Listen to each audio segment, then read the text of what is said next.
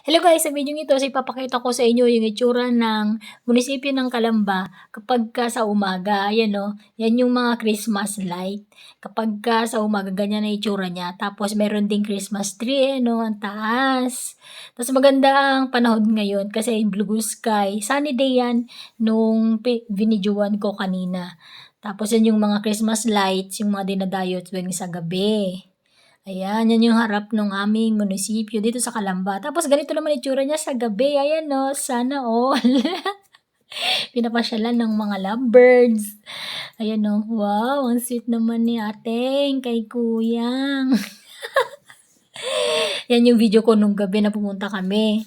Tapos ayan yung mga pailaw sa gabi, o di ba? Meron akong daytime at saka nighttime na video. Ayan no. So, pagkagabi, dinadayo yan ng mga tao at saka mga pamilya, mga nagdi-date. Tapos yan yung Christmas tree. Ayan no. Ang ganda guys, di ba? O, kumikinang-kinang pa. Tapos, ayan. Yan yung mga pailaw.